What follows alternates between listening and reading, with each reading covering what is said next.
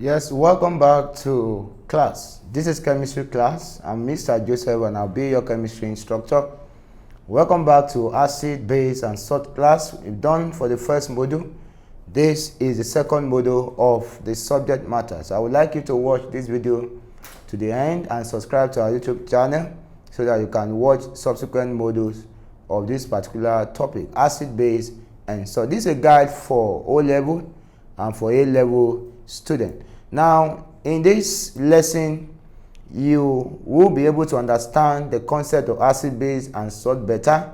Then you should be able to give conspicuous example of both acid and weak base at the end of this learning. And you should be able to explain the concept of base, alkaline, and relating them to the pH scale. You will also be able to distinguish between strong base and weak base. You will be able to by yourself read the pH scale and use Arrhenius, Bronsted-Lowry and Lewi's principle to explain the concept of acid, base, and salt. So let's give it a go. I would like you to give you some definition based on certain scientists that has actually investigated the concept of acid and base over time, and they have come up with the principle upon which acid, base, and salt are based, and we can actually learn them extensively. So Arrhenius, acid and base. Now acid, according to Arrhenius, says that acid are substances that when dissolved in water increases the concentration of hydrogen or hydronium ion. Look at what Arrhenius came about. In the last video we talked about hydrogen ion, proton, H+. Now Arrhenius is helping us to know further that there's an increase in the concentration of hydrogen ion or hydronium ion, as the case may be, relating to the content of acid, especially when dissolved in water. And look at the chemical synthesis or chemical analysis of this. If you look at HCl, hydrochloric acid, and you ionize it, you are going to see that you have H+ and Cl-. So there's an increase in the concentration of hydroxide ion. Now if you look at sodium hydroxide is NaOH. It means that there's a metallic oxide here, there's a metallic ion rather, which is sodium ion, and we have OH-. So according to Arrhenius helped us to expatiate further the concept of acid and the content of acid. Not just the concept, but the content of acid was expanded by Arrhenius. Now let's go further. According to Bronsted-Lowry, it says that an acid is the proton donor, and it says that base is proton acceptor. So according to Bronsted-Lowry helped us to give a unique nature of the kind of ion that is emerged or that actually comes out of each of these substances. So he says that acid is a proton donor, usually because of the presence of hydrogen ion, and while base is an acceptor because of the presence of hydroxide ion, OH-. Now, Bronsted-Lowry theory actually emphasized and efficiate further that acid and base are always paired. Can I say that again? Bronsted-Lowry theory emphasized further that acid and bases are always paired, and then it says that acid donates a proton while it says base accept it. So from explanation we see that now, according to these scientists, which we are using as a basis of our explanation, it indicates that these scientists recognize that acid actually donates a positive ion while base accepts ion, a positive ion from the acid. And when this is done, it means that reaction has taken place. So in the equation here, you will see that hydrochloric acid is reacting with water, and when that is done, there are three fundamental particles that comes out of it. One is the chlorine ion, two is the hydrogen ion, and the third one is water.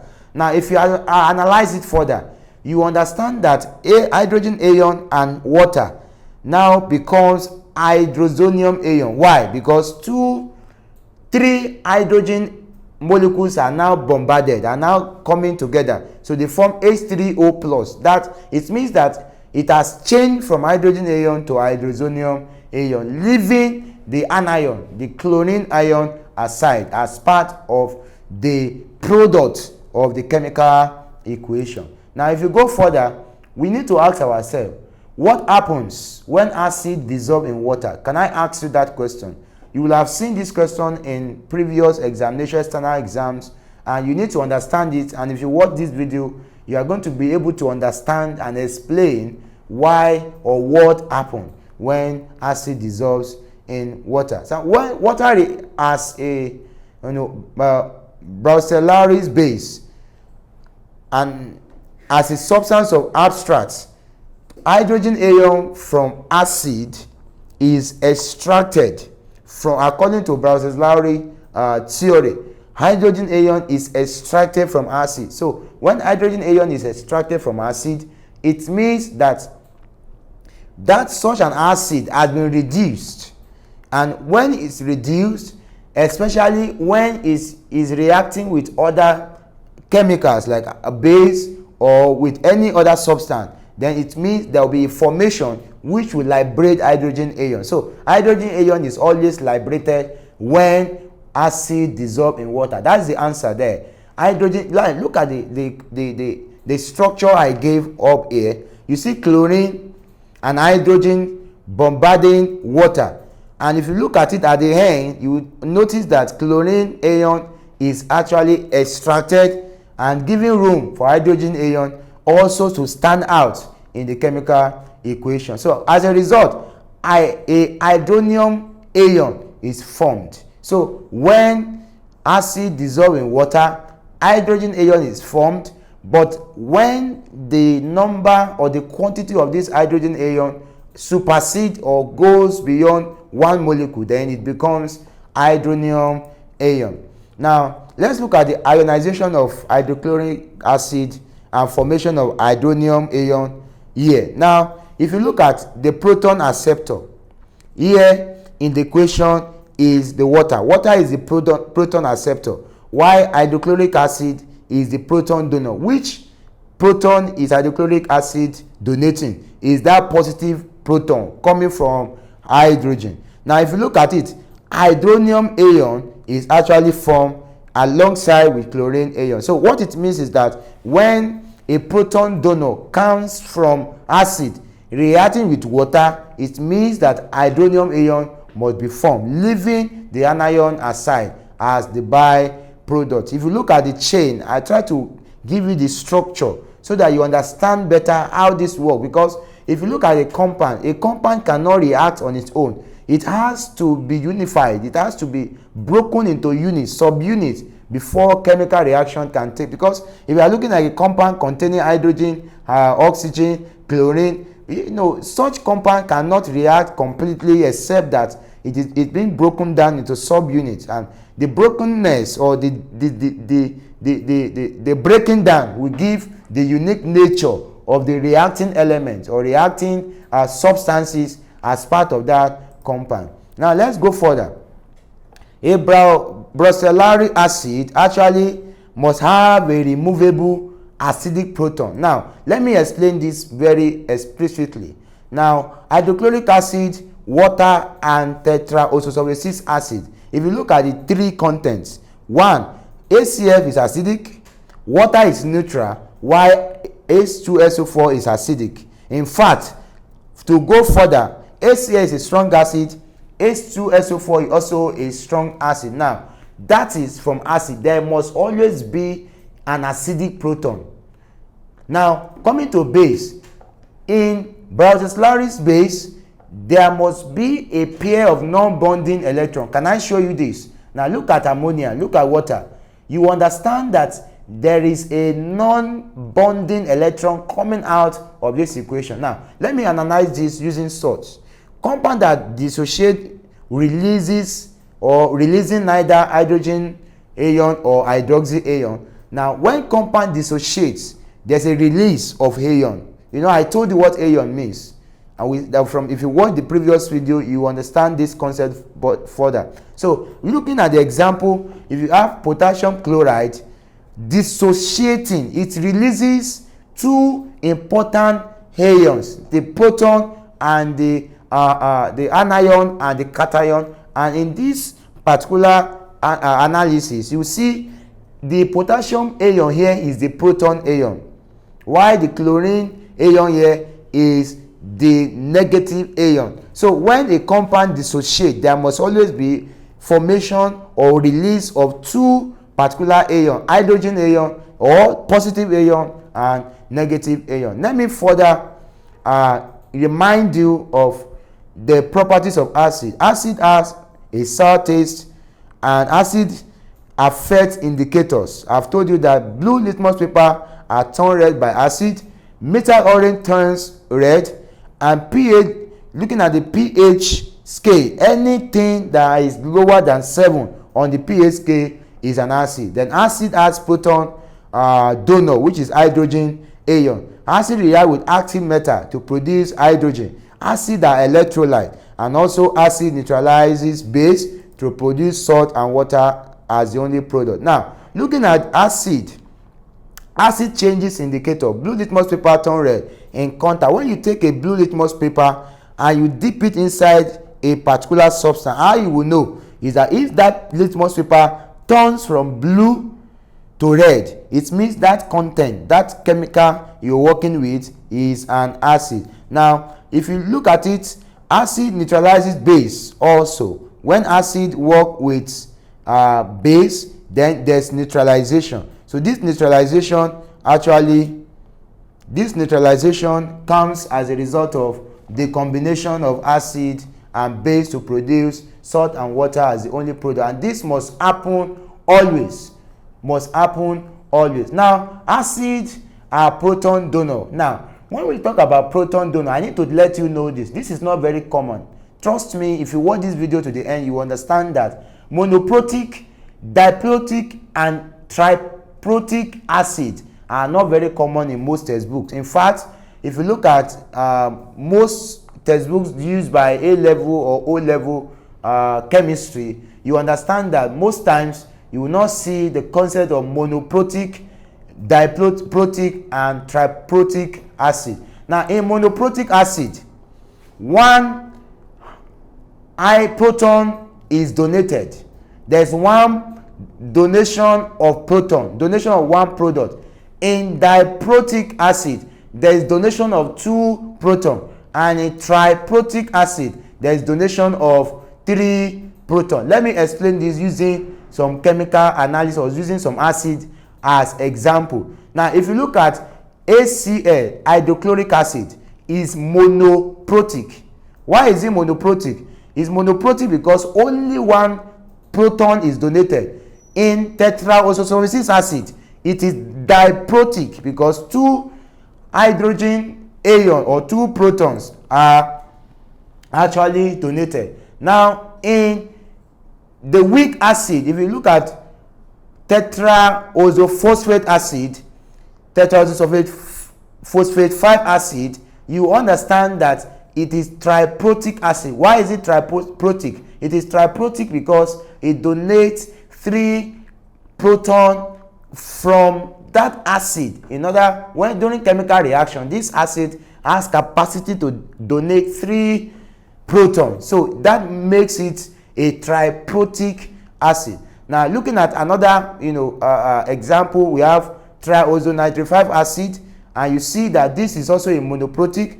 And then look at it here. There are series of this example you can see from this teaching. Now, acid, things about acid that you must know. You must know that there are some strong acid and there are some weak acid that are used specifically for some chemical analysis. Now, look at sulfuric acid, hydrochloric acid, and nitric acid. These 3 are the strongest acid ever.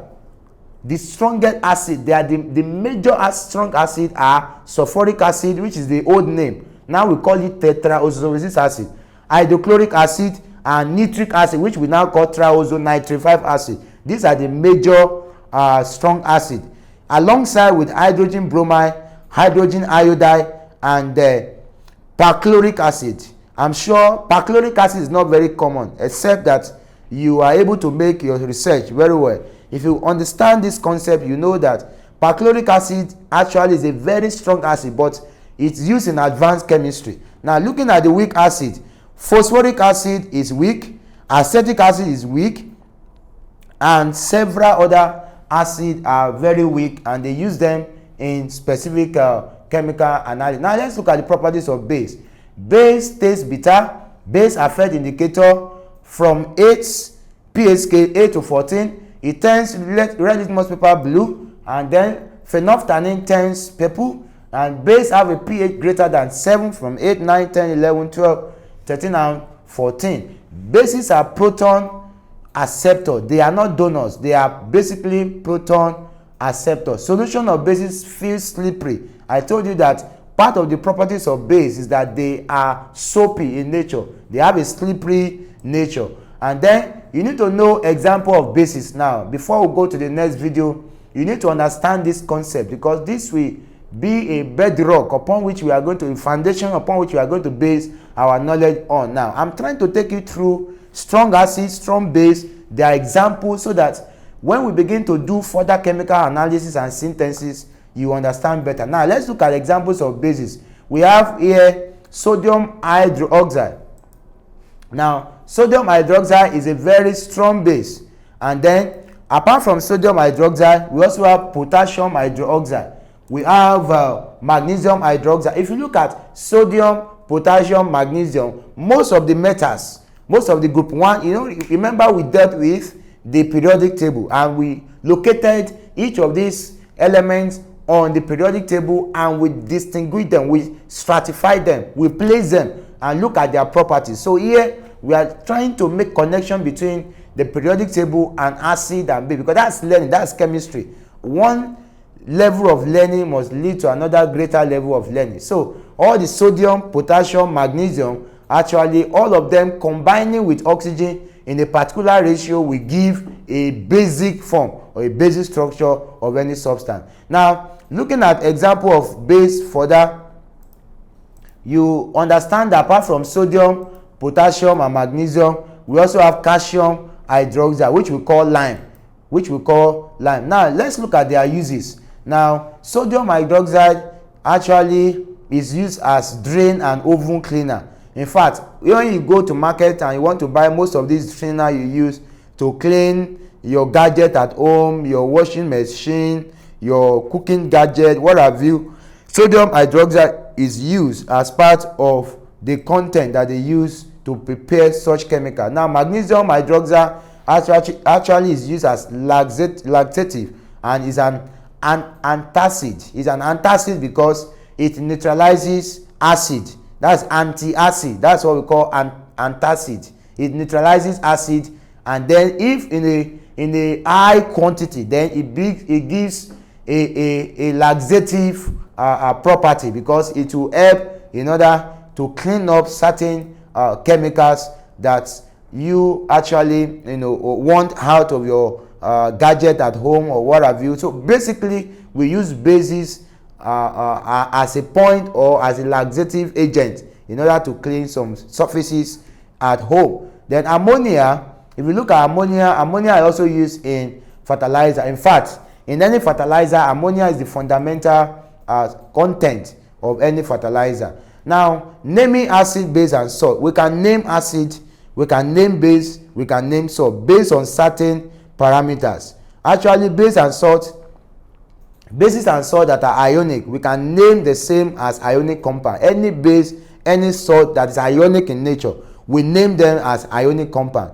Now, acid, we can have a binary based on the number of elements. If we have 2 elements, first hydrogen and then maybe with any other element, once it's 2, we call it binary. So remember, we have from mono, di, tri, tetra, penta, hexa, hepta, octa, nona, decan. That's the gradation. That's the arrangement. So anything 2 is either di or bi. We call it binary because of that particular property. But we can also call it ternary, because it's ternary because it has 3 elements, and it change ending because it can be ATE, change it to IC, and ITE, change it to OUS. Because if you look at phosphates, Phosphorus will change to phosphate. Oxygen will change to oxide. So that's how it works. Iodine will change to iodide.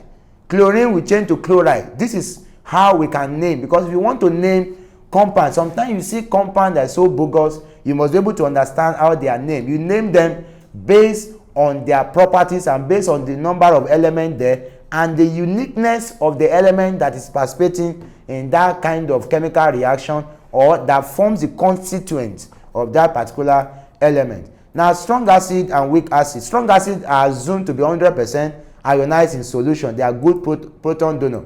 And the example is that hydrochloric acid, tetraisomeric acid is having 2 proton, while triazonitrate acid is having only 1 proton. So weak acids are usually less than 5%. Can you see? 100%, that's strong.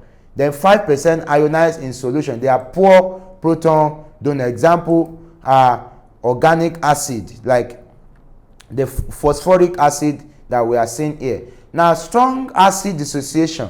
Look at this particular table. I intentionally brought this table so that you can have a mastery of what is going on in the arena of acid, because acid, as it may sometimes undergo certain chemical analysis and actually exhibit different kind of nature based on the parameter that surround that kind of chemical equation. Now, if you look at strong acid, looking at the relative number of mole, you will notice that there is a complete dissociation from the reactant to the product. Let's say, for instance, you are reacting an acid with water. You see that that particular water actually undergo what we call photolysis, hydrolysis. That water is hydrolyzed. There's a complete dissociation. The acid there dissociates to actually combine with the reacting element or reacting substance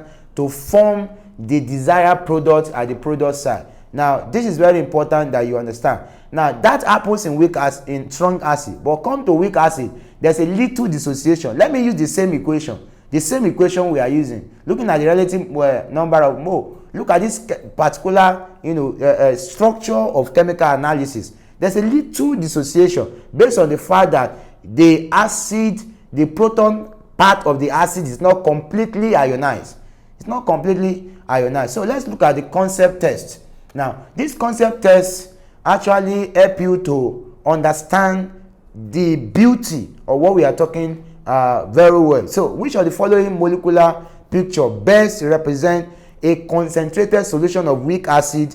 Looking at the participating. If you look at the first one, you see hydrogen ion and you see A minus, hydrogen ion, A minus. They are actually apart. They are not bonded. They are chemical. It means they are weak. The bond between them is weak. So it's weak. It means this particular acid exhibit a weak acid. And if you look at the other one, it has a very strong acid because they are united together. Now, bringing back the pH scale, because this is going to be the last index which I'm going to use to explain certain parameter under acid, base, and salt. pH measure is a measure of the concentration of hydronium ion in solution, and it's measured with pH meter on an indicator with a white color range. If you look at the color, now let me give you an example from it. Now, looking at what you see on the screen, you see from 0 to 7 is actually acid, from 0 to 6 is acidic, and from 8 to 14 is basic. Now, you need to understand that acidity decreases from 6 to 0, while acidity increases rather from 6 to 0, while it decreases from 0 to 6. And basicity actually increases from 8 to 14, and basicity decreases from 14 to 8. Now, looking at acid, base, and the neutral value, lemon juice has pH of 2.0. Most of the wine, non-alcoholic wine we are taking, most of the wine, they have pH of 4.0. In fact, if you look at the rain, if you look at the content of the rainwater has a content of 5.5 range on the pH scale. So optimal range for most life is neutral, which is human blood is 7.5, so it's relatively neutral. Baking soda has 8.5. Detergent that you are using to wash your your gadget or what have you has 10.0. So it means that this detergent is completely basic. In fact, looking at bleach, that is why if you put bleach on a surface, it tends to have a great effect, because bleach has a very high pH value. It's very basic in its content. Now, looking at the pH of common substances, you see battery has 0, stomach fluid, the gastric juice, the lemon juice, the vinegar, the wine, tomato, and the black coffee. All of them, they are acidic. While you look at your milk is basic, blood is basic, seawater is basic, borax solution is basic. In fact, detergent is basic. So you need to be able to differentiate between the two. Now, going further, neutralization reaction, acid plus base give salt and water. This is a kind of summary of what we have done so far. Now, HCl, strong acid with strong base. HCl is a strong acid. Sodium hydroxide is a strong base. When two react together, sodium chloride is formed as a salt, while water is formed also as a byproduct. Look at it. I gave this picture so that you can be able to have a very comprehensive knowledge about it. So now, going through the neutralization reaction, you understand that acid, base form salt. So we can now give solution of or example of acid, example of base, and example of salt. Now, product of neutralization, when you add hydrochloric acid and sodium hydroxide together, you have sodium chloride and water as product. If you have tetraoxosulfuric acid and calcium hydroxide, react them together, you are going to get your calcium sulfate and water. As well, if you react tetraoxonitric acid with potassium hydroxide, you get potassium thiazonitrate, which is salt, and also you're going to get your water. So the product of neutralization are always acid and base coming together to form salt. That is the concept right there. Now, let's go to our exam guide question to see how to solve some problem related to acid, base, and salt. Now, if you look at this question on the screen, it actually gives you a proper understanding of how acid, base, and salt can be further explained. Now, the question is, which of the following compound is a basic salt? Look at them. Look at them.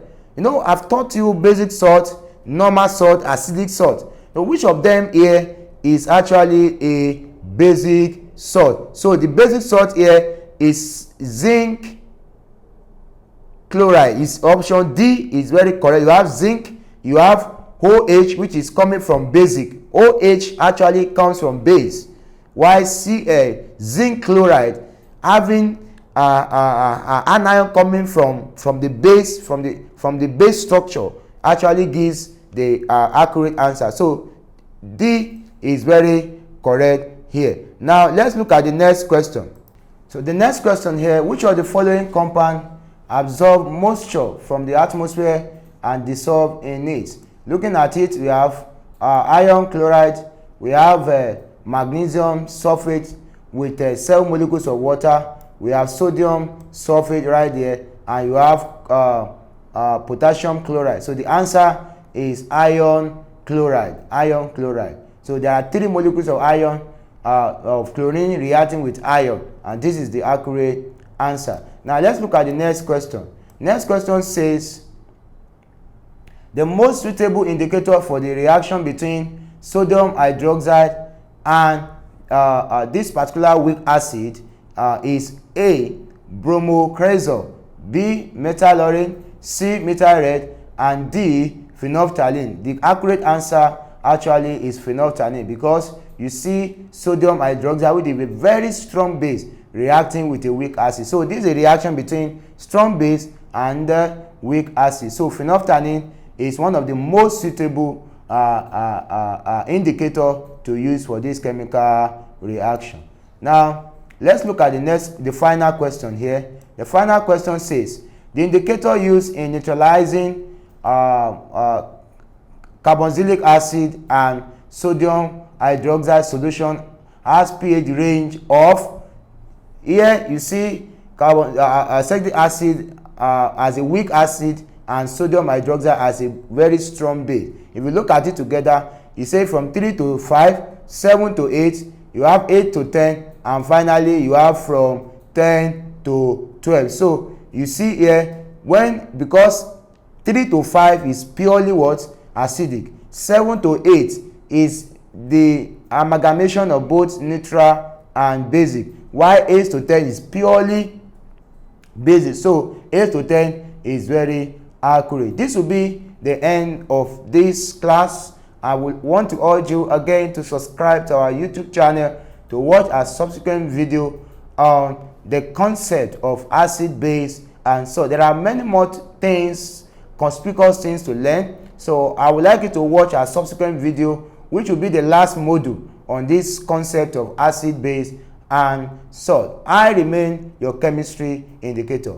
I remain your chemistry instructor. Thank you, and God bless you.